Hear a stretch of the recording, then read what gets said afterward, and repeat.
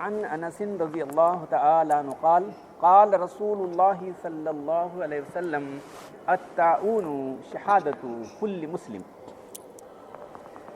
انس رضی اللہ تعالیٰ عنہ سے روایت ہے کہ اللہ کے رسول صلی اللہ علیہ وسلم نے ارشاد فرمایا کہ طاعون میں مرنا مسلمان کے لیے شہادت کی موت ہے۔ عن ابی ہریرہ رضی اللہ عنہ قال قال رسول اللہ صلی اللہ علیہ وسلم الشہداء المطعون والمبطون والغریق وصاحب الحدم والشہید فی سبیل اللہ۔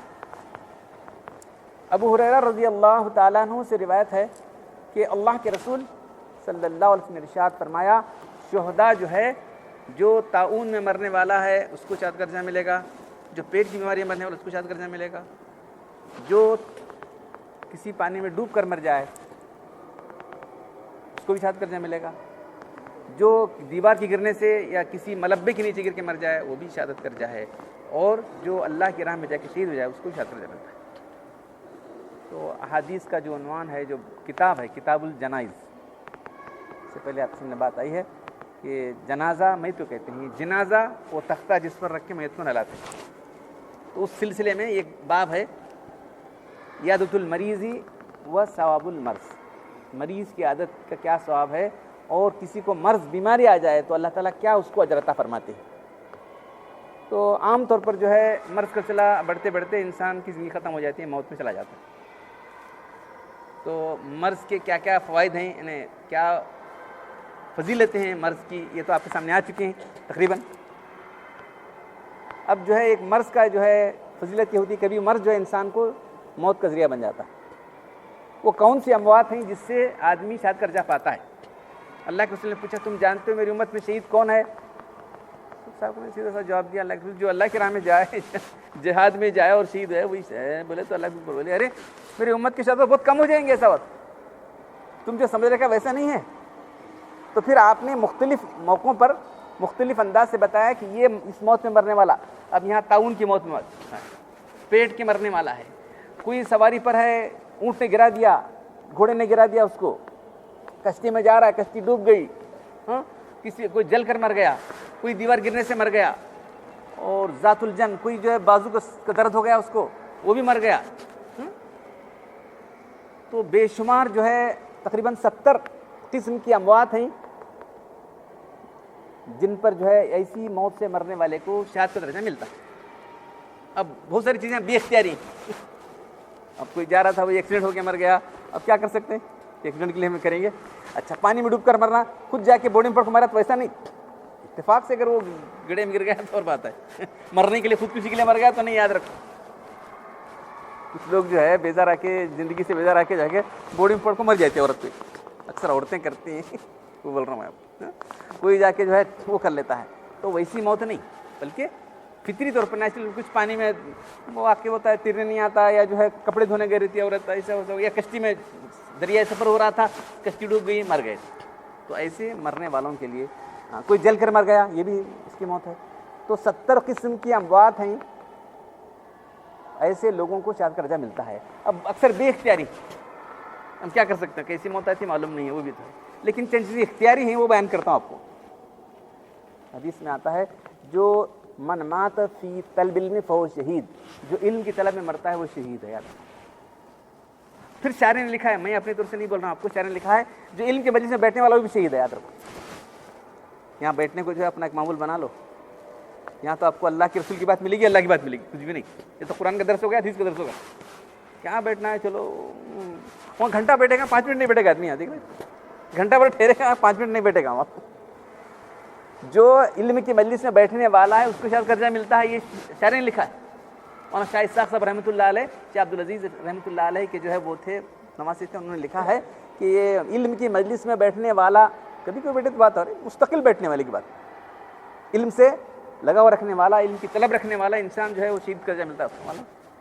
جو صلاۃ الضحیٰ پڑھنے والا ہے اس کو شہادت کا درجہ ملتا ہے، جو ہر منٹ 3 روزے رکھنا اس کو شہادت کا درجہ ملتا ہے، جو روزانہ یہ دعا کرتا ہے اللہم بارک لی فی موتی و بعد الموت، اے اللہ تم میری موت میں برکت دے، میرے مرنے کے بعد مجھے برکت عطا فرما، 25 مرتبہ پڑھے گا اس کو شہادت کا درجہ ملے گا۔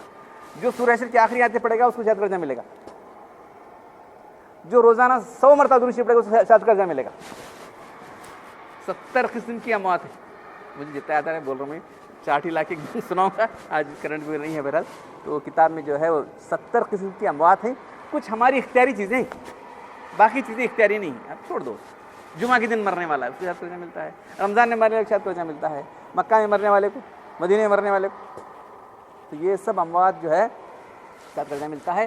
تو شہید کے بہت بڑا انبیاء کرام کے بعد درجہ ہے تو شہداء کا درجہ ہے. تو ان کے لیے حساب آسان نہیں والا, بلکہ حساب ہی نہیں ہوا بس لوگوں کا. اور پھر ان کو درجہ دیا جائے کہ تم اپنے گھر والوں کے لیے ان کے اتنے لوگوں کی 15 لوگوں کی شفاعت کرو جو جہنم میں چلے گئے ہیں, ایمان رہنے کے باوجود بھی گناہ کی وجہ سے جہنم میں چلے گئے, تو ان کے لیے شفاعت کا درجہ ملے گا. تو بہت ساری اموات ہیں جس جو ہے اگر وہ اس طرح سے اموات آ جائیں تو جو ہے لوگ ہم سمجھتے ہیں بہت خراب سمجھتے ہیں. اور یہ بھی سمجھو احادیث میں اس سے ایسی اموات سے پناہ بھی مانگی گئی. اللہ معوذ بالحدمی والتردی والغرقی والحرقی, اللہ کے لیے دعا پناہ مانگیے. پناہ مانگنا اور ہے, اے اللہ میں پناہ چاہتا ہوں کہ جو ہے کسی دیوار کے گرنے سے مر جاؤں یا جل کے مر جاؤں یا ڈوب کے مر جاؤں. یہ سب پناہ مانگیے, پناہ مانگتے رہنا ہے. اگر ویسے موت آ جائے تو اس کو برا نہیں سمجھنا ہے. کیونکہ کیا توزات ہے نبی صلی اللہ علیہ وسلم, جس نے اس کی کتاب بہت سے لوگوں کے پاس ہے, اس میں آپ نے پناہ مانگی اس چیزوں سے. حادثاتی موت سے اللہ کی پناہ مانگی, لیکن حادثہ پیش ہوا ہے تو کیا کریں گے, اس کو برا مت سمجھو. کہ ایمان والے حق میں بہتر ہے, ایمان والا اگر اس حق میں بہتر ہی ہے. اب وہ تو چیزیں ہماری اختیار میں نہیں, تو جو چیزیں اختیاری ہیں اس کو ہم جو ہے اپنے ارادے سے استعمال کر سکتے ہیں, اس پر عمل کر سکتے ہیں. روزانہ کیا ٹائم لگتا ہے ابھی, اللہم بارک لی فی موتی و بعد الموت, کتنے 5 منٹ بھی کم لیں گے اس سے. اللہم بارک لی فی موت, اللہم بارک لی موت 25 مرتبہ پڑھنا کیا مشکل ہے بتائیے. سورہ حشر کیا ہے, وہ اللہ الذی لا, صبح ایک بار پڑھنے کے بارے میں ہے. صبح شام پڑھے گا تو صبح پڑھے گا تو اللہ تعالیٰ 70,000 فرشتے مقرر کریں جو اس کے لیے دعا خیر کرتے ہیں. رات شام میں پڑھے گا تو اللہ تعالیٰ 70,000 فرشتے مقرر کرتے ہیں جو رات میں اس کے لیے دعا کرتے رہیں گے صبح تک. تو جو چیزیں ہماری اختیاری ہیں کم سے کم بندہ 3 تو کر سکتا ہے. اس کے ساتھ ساتھ وہی کہ علم کی مجلس میں بیٹھنا, علم سے تعلق رکھنا, دین کا علم, دنیا کا علم تو کوئی بھی کر لیتا ہے, دین کے علم سے تعلق رکھنا, یہ بھی آدمی کو شہادت کی موت نصیب کرتا ہے. تو لوگ اس سے غافل ہیں, جو سمجھے کہ جو وہاں جائے گا وہاں تو ارے شہادت کے بے شمار درجے آپ کو مل رہے ہیں یہاں پر. جو لوگ جو ہے صاحب علم ہیں ان کی مجلس میں بیٹھنا یہ آپ کو شہادت عطا فرمانے والا ہے. تو یہ بہت سارے حدیث ہیں, اس کا خلاصہ میں آپ سامنے رکھا ہوں. اگر آپ چاہتے ہیں تو کتاب ہی لا کے میں آپ کو سناؤں 70 قسم کی اموات. تو بہرحال ایمان والے کے لیے اللہ تعالیٰ بہت سارے پروویژنس رکھے, کنسیشن پروویژنس کیا کہنا چاہیے, بہت سارے جو ہے ان کے لیے ایسے چیزیں رکھے ہیں جس سے وہ اعلیٰ درجہ حاصل کر سکتے ہیں ایمان والے. تو پہلے تو ایمان درست کرو اور اس کے بعد یہ عمل کرو, انشاءاللہ تعالیٰ جو ہے ضرور ہماری آخرت اور عاقبت بن جائے گی. تو ایمان والے کی کسی موت کو برا مت سمجھو, ایمان والے کی ایمان کی موت آئے تو اس لیے. اور یہ بھی ہے جو کلمہ پڑھتے ہوئے مر جائے گا وہ بھی شہید ہے, معلوم ہے. کلمہ شہادت پڑھتے مر جائے تو یہ اسی اس کے اندر ہے, جو کلمہ شہادت پڑھتے مر جائے تو وہ بھی شہید ہے. اب وہ کلمہ دن رات پڑھتا رہتا جائے گا, بعد میں آخر میں کہاں ہے. اور کئی سے لوگوں کے حالات ہیں, تھانوی رحمۃ اللہ لکھا ہے کہ اس کو کیا کلمہ پڑھ, کیا کلمہ ہے پڑھ رہا ہوں, کیا کلمہ پڑھ رہا ہوں, پوچھ رہا ہوں, نہیں میں کلمہ نہیں پڑھ سکتا, مجھ سے کلمہ نہیں پڑھا جاتا. یہ جواب دے رہا ہے. مرتے وقت لوگ بولیں گے نہیں لا الہ پڑھو, جی بولیں گے اشہد ان لا الہ الا اللہ, اشہد اللہ, کلمہ شہادت پڑھو. گناہ کی وجہ سے, گناہ کے اثرات, گناہ کے اثرات. ایک کتاب لکھی علامہ ابن قیم رحمۃ اللہ علیہ نے, دوائے شافی, گناہ کے اثرات کیا ہوتے ہیں لکھا انہوں نے. 35 سے 40 اثرات ہوتے ہیں گناہ کے. تو اس میں ایک اس کا اثر یہ ہے گناہ کا کہ آدمی کو ایمان کی موت نصیب نہیں ہوگی. یاد رکھیں, خاتمہ ایمان پر نہیں ہوگا گناہ کرنے والے. بے تکلف ہم لوگ گناہ کرتے چلے جا رہے ہیں. تو گناہ کے اثرات میں سے ایک نتیجہ یہ نکلنے والا ہے کہ اس کی موت ایمان پر نہیں ہوگی. آخری وقت میں اس سے کہا کہ تم کلمہ پڑھو, کلمہ پڑھو. کہیں کلمہ پڑھو, ارے کلمہ کیا, مجھے معلوم نہیں کلمہ کیا پڑھنا ہے. کوئی میرے ایک دوسرے نے کہا کہ میرا کوئی میری زبان پکڑے ہوئے مجھے کلمہ پڑھنے نہیں جا رہا.